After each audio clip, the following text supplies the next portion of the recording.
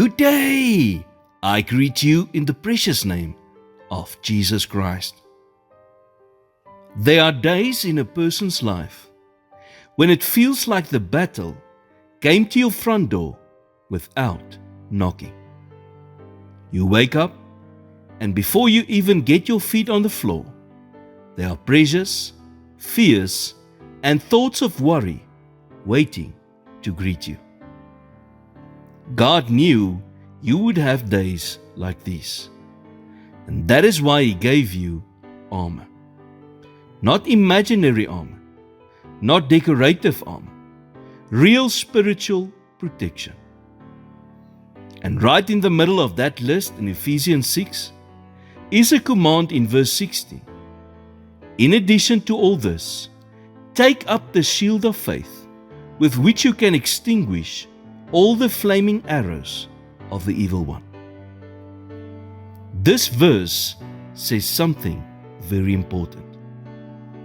You can have every other piece of armor in place, but if you abandon your faith, nothing will work as it should. Faith is the trust that God will do exactly what He said He would do. Faith is what turns the promises you read about in the Word into miracles. There are many voices in a person's life.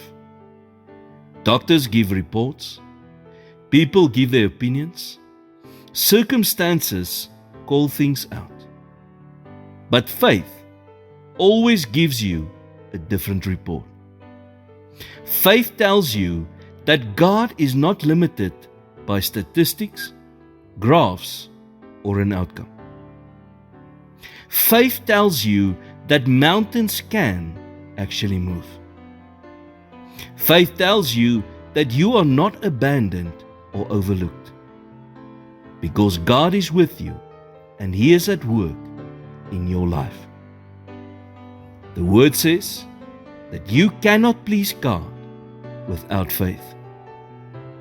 That does not mean that He is difficult to please.